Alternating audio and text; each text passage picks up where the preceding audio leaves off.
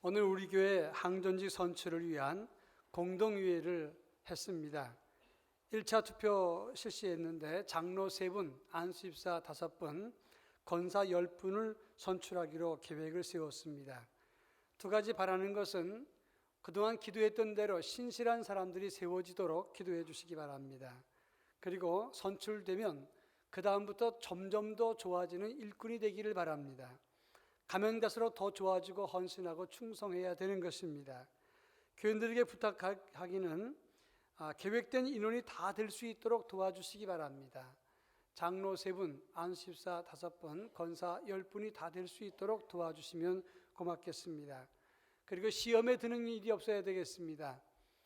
시험에 든다는 것은 되었기 때문에 시험에 들거나 안 됐기 때문에 시험에 드는 것은 다 하나님의 뜻이 아닙니다. 그리고 세운 다음에는 더 열심히 기도하고 더 많이 섬기고 존경하길 바랍니다. 또 먼저 되신 분들도 앞장서서 온 성도들에게 귀감이 되고 본이 될 수 있기를 바랍니다. 오늘 우리가 읽은 본문의 말씀은 사도 바울이 갈라디아 교인들에게 편지한 내용입니다. 특별히 예루살렘의 사도들이 이방인을 중심으로 한 일꾼과 서로 협력하고 서로 인정하는 내용이 오늘 본문에 기록되어 있습니다. 오늘 보면 9절에 보면 5명의 하나님의 종의 이름이 기록되어 있는데 기둥같이 여겨지는 야고보와 게바와 요한 그리고 나와 바나바라 이렇게 말을 했는데 여기서 나라고 하는 말은 바로 사도 바울을 말하는 것입니다. 이 5명의 일꾼들은 두 그룹으로 나눠집니다. 야고보와 베드로와 요한은 예수님의 직제자로 할례받은 유대인들을 중심으로 사역했던 사도들입니다. 그리고 바울과 바나바는 안디옥에서 파송받은 이방인의 사역자였습니다. 이들은 서로의 위치와 은사와 신앙 노선과 역할은 달랐지만 서로 인정하고 존중하고 협력했다고 하는 것입니다. 이 본문을 통해서 어떤 일꾼이 참 일꾼인가 또 어떤 일꾼이 되어야 되는가 하는 것을 우리가 살펴볼 수가 있습니다. 제일 먼저 9절 말씀을 다 같이 한번 읽어보겠습니다. 9절 또 기둥같이 여기는 야고보와 게바와 요한도 내게 주신 은혜를 알므로 나와 바나바에게 친교의 악수를 하였으니 우리는 이방인에게로 그들은 할례자에게로 가게 하려 함이라. 오늘 본문 9절에 보면 기둥같이 여기는 일꾼이라 그랬는데 여기서 말하는 기둥은 스툴리라고 하는 단어를 씁니다. 이 말은 구약에 여러 군데 나오고 탈무드에도 나옵니다. 이스라엘의 세 기둥 아브라함과 이삭과 야곱을 이렇게 설명했는데 여기서 기둥이란 말은 기둥처럼 여겨지는 중요한 인물이라 그런 뜻입니다. 집을 건축할 때 가장 중요한 것이 기초터전입니다. 그리고 기둥입니다. 기초터전이라고 하는 것은 우리 믿음의 기초는 예수 그리스도가 되지만 기둥이라고 하는 것은 교회의 일꾼을 말하는 것입니다. 기둥에 따라서 그 집의 하중이 얼마나 다른가 그리고 그 기둥에 따라서 방이 어떻게 놓아지는가가 달라집니다.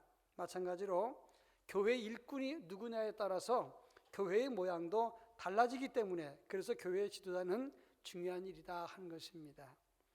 아주 패기만만하고 자신만만했던 젊은이가 장교로 입대했습니다. 너무 똑똑하고 자신감이 있고 완벽해서 주변 모든 사람들에게 잘난 척을 하니까 사람들에게 미움을 샀습니다. 그래서 군대에서 군 생활을 견디지 못하고 그만두고 나와서 시골에 살면서 농사를 지었습니다. 농사 지으면서 겸손과 낮아짐을 몸으로 배우게 됐습니다. 그리고 미국 남북전쟁이 일어났을 때 그는 장교였지만 사병으로 자원 입대했습니다. 그리고 밑바닥부터 사람들을 섬기면서 그리고 군 생활을 잘했습니다. 겸손으로 사람을 섬기니까 사람들이 참 좋아했습니다. 그러다가 입에서 입으로 알려지게 돼서 그는 장교로 발탁이 됐습니다. 성실하게 겸손하게 군 생활을 하다 보니까 그의 온유와 겸손의 성품에 반했던 링컨이 그 사람을 국방장관으로 임명을 했습니다. 그 사람이 훗날 미국 제18대 대통령이었던 그랜트 장군이라고 하는 것입니다. 교회의 기둥은 교회의 미래를 결정하는데 어떠한 기둥이 되어야 되는가? 한마디로 말하면 겸손으로 섬기는 지도자가 되어야 된다 하는 것입니다. 야고보와 베드로, 요한 이 세 사람을 두고 기둥과 같이 여기는 일꾼이라고 했는데 이 세 사람은 학식이 높거나 재산이 많거나 능력이 출중한 사람들이 아니었다고 하는 것입니다. 그들은 성령 체험 이후에 하나님 앞에 겸손하게 순종하고 섬겼던 일꾼이었기에 그 당시 예루살렘 교회의 사도로 기둥과 같이 중요한 인물이 되었다고 하는 것입니다. 남에게 시키는 지도자가 아니라 몸으로 직접 본을 보이고 실천하는 지도자, 특히 겸손한 지도자가 기둥과 같이 쓰여지는 지도자라, 이런 말씀입니다. 그런가 하면 9절에 보면 야고보와 베드로와 요한이 바울과 바나바에게 친교의 약수를 하였다라고 말하고 있습니다. 친교의 약수를 했다, 이 말은 텍시아스 에독한 코이노니아스라고 하는 단어를 씁니다. 교제의 약수를 했다, 오른손을 내줬다, 그런 뜻입니다. 한마디로 말하면 우정을 돈독히 하고 하나가 됐다, 그런 의미가 있는 것입니다. 예루살렘 교회의 최고 지도자와 이방인을 중심으로 했던 사도 바울을 중심으로 한 사도들이 서로 존중하고 인정하고 협력했다, 하나가 됐다, 그런 뜻입니다. 한마디로 하나님의 교회 일꾼은 서로를 존중하고 인정하고 협력하는 일꾼이 참 일꾼이라고 말할 수가 있는 것입니다. 전에도 말씀드렸지만 뉴욕 필하모니를 이끌었던 번스타인이라고 하는 세계적인 음악가가 있습니다. 당대 최고의 음악가라고 인정받는데, 그 번스타인에게 사람들이 물었습니다. 수많은 악기 중에서 가장 다루기 어려운 악기가 무엇입니까? 그랬을 때 번스타인은 말하기를 제2바이올린이라고 얘기를 했습니다.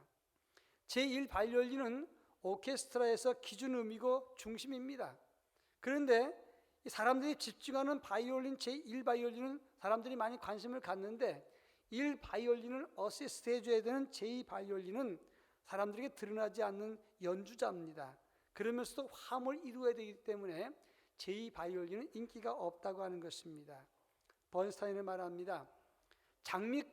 꽃다발 드릴 적에는 안개꽃이 뒤를 받쳐주는 것처럼 오케스트라에서 제1바이올린을 받쳐주는 제2바이올린이 있어야 아름다운 연주가 있는 것과 같다, 이렇게 말을 했습니다. 하나님의 교회 일꾼은 툭 치려고 유능한 사람, 돈 많고 많이 배운 사람, 그게 중요한 게 아닙니다. 협력할 줄 아는 사람, 인정하고 존중하고 조화를 이룰 줄 아는 숨은 봉사자가 더 필요한 일꾼이다, 이렇게 말할 수 있습니다. 베드로 같은 인물에게는 마가 같은 숨은 봉사자가 있었습니다. 바울이 위대했던 것은 아골라, 브리스길라, 디모데와 디도 같은 사람이 있었기 때문에 그래서 위대한 사역을 할 수가 있었다 하는 얘기입니다. 간디의 일화가 있습니다. 어떤 어머니에게 15살짜리 아들이 있었습니다. 근데 이 어머니가 15살짜리 아들을 데리고 와서 간디에게 도움을 청했습니다. 우리 아들이 설탕을 너무 좋아하기 때문에 지나치게 먹어서 몸에 해로운데 이 아이를 아무리 야단쳐도 듣지 않습니다, 라고 말을 했습니다. 그런데 이 아이가 하는 말이 자기가 가장 존경하는 간디 선생님이 끊으라 그러면 끊겠다라고 말을 한 거예요. 그러니까 간디가 가만히 듣다가 보름 뒤에 다시 오면 내가 그 아들을 돕겠습니다. 이 어머니와 아들이 보름 뒤에 다시 왔습니다. 간디가 말하기를 설탕을 많이 먹으면 건강에 좋지 않으니까 끊으라.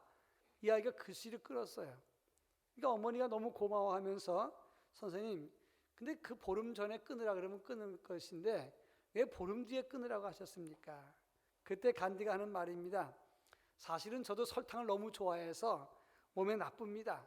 근데 제가 설탕을 먹으면서 아이 보고 설탕을 끊으라고 말할 수 없기 때문에 제가 보름 동안 설탕을 끊었습니다.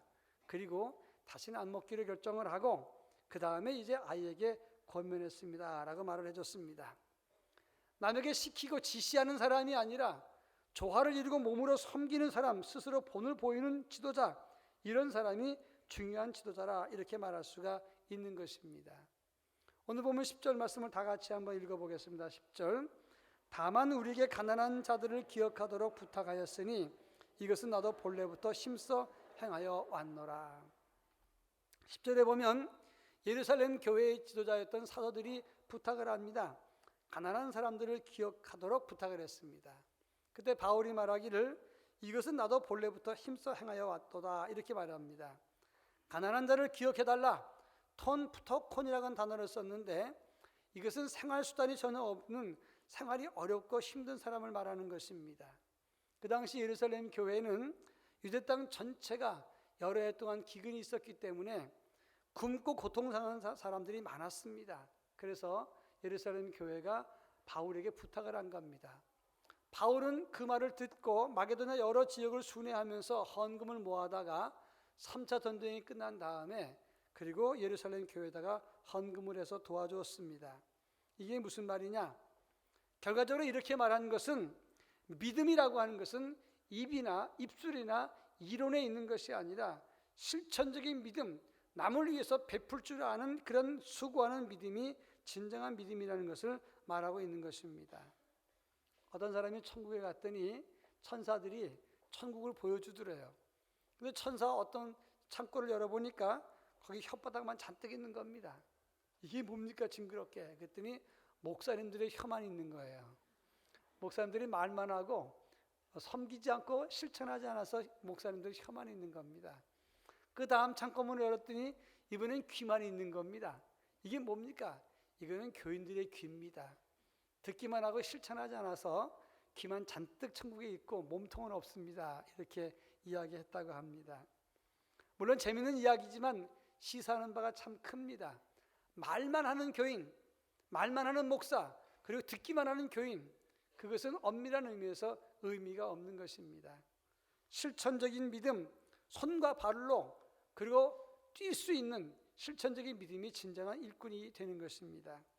슈바이 책의 사람들이 물었습니다. 당신은 어떻게 이런 아프리카에서 생명 바쳐서 헌신하십니까? 저는 말로 사람들을 감동시킬 재주가 없어서 행동으로 사랑을 실천하려고 이곳에 왔습니다 라고 대답을 했습니다. 말만 많은 일꾼은 안 됩니다. 몸으로 복음을 표현하고 실천하는 일꾼이 필요하다고 하는 것입니다. 항전 직분은 존경받으라고 있는 것이 아닙니다. 항전 직분은 사람들에게 인정받고 칭찬받으라고 있는 것이 아니고 섬김을 받으라고 있는 것이 아니라 섬기고 낮아지고 살피고 앞장서라, 그런 의미에서의 직분입니다.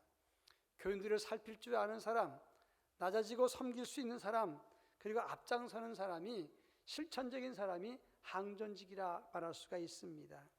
그렇지 않으면 직분을 잘못 알고 있는 것입니다. 미국 교회 중에서 1만 명 이상 모이는 교회가 몇 없습니다. 근데 1만 명 이상 모이는 교회에서 사역하는 예레미야 스티펙이라고 하는 목사님이 그 교회에 새로 부임하던 날이었습니다.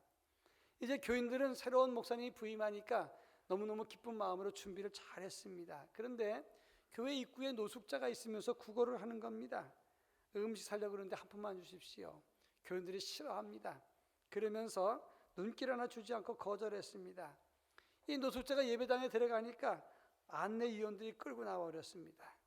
새로운 목사님이 부임하는 날 이 꼴이 뭐냐고 지저분하게. 그래서 이제 이 노숙자는 예배당에 들어오지 못하다가 나중에 눈치 봐가면서 뒷좌석에 앉아 있었습니다. 목사님이 이제 드디어 부임 인사를 하는 시간이 됐습니다. 목사님 나와서 인사해 주십시오. 근데 이 노숙자가 뚜벅뚜벅 걸어 나오면서 앞에 나와서 단상에 쓴 겁니다. 이분이 바로 예레미야 스티펙이라고 하는 목사님이셨습니다. 이 목사님이 교인들한테 이렇게 말했습니다. 제가 이 교회에서 이제 사역을 해야 됩니다. 그런데 1만 명 이상 모이는 이 교회에서 내게 눈인사 준 사람은 3사람밖에 없었습니다. 동전 한 입 주지 않았습니다. 이 교회는 예수님 말씀을 따르는 교회가 아닙니다 라고 말했습니다. 많은 교인들이 충격을 받았습니다. 그럴 때 교회가 크게 회개를 하고 실천적인 교회로 부흥하게 되었다. 이런 정말 의미 있는 그런 실화가 있습니다. 여러분, 하나님이 원하시는 교회가 되어야 되고 하나님이 원하는 일꾼이 되어야 되는 것입니다. 말과 이론에만 있는 것이 아니라, 그리고 어떤 의미에서 머릿속에만 있는 것이 아니라 손과 발의 실천적인 믿음을 가지는 일꾼이 될 때, 그럴 때 참 일꾼이라고 말할 수가 있는 것입니다. 겸손히 섬기면서 조화를 이룰 수 있고 협력하는 사람, 그리고 실천적인 일꾼을 뽑을 수 있기를 바랍니다. 그리고 우리 모두가 그런 일꾼이 될 수 있기를 축원합니다. 이제 이 선거 이후에 하나님의 교회가 더욱더 활기를 찾고 하나님 나라와 의를 위해서 힘쓰는 교회가 되기를 축원합니다. 동시에 우리 모두가 그런 사람들을 존경하고 본받아서 우리 모두 하나님 앞에 하나님의 자랑과 기쁨이 되는 하나님의 일꾼이 되기를 바랍니다. 기도하겠습니다. 사랑 많으신 하나님 아버지, 항전직 선거를 위해서 공동회를 개최하고 장로 3분, 안수집사 5분, 권사 10분 선출을 위한 1차 선거를 실시했습니다. 하나님, 겸손한 일꾼을 세울 수 있게 하옵소서. 기둥과 같이 중요한 일꾼, 그리고 협력하고 조화를 이루고 살필 수 있는 사람, 그리고 몸으로 실천하는 실천적인 일꾼을 세워서 하나님의 교회가 달라지게 하옵소서. 이전에 계시던 여러 항전직과 협력하여 하나님의 교회를 더욱더 부흥 발전시키게 하시고 하나님 나라를 위해서 하나님의 교회가 더욱 바르게 세워가는 저희 모두가 되게 하옵소서. 그리고 이런 분들을 배나도 존경하고 우리 모두가 본받는 일꾼, 닮아가는 일꾼들이 되게 하옵소서. 예수님의 이름으로 기도합니다. 아멘.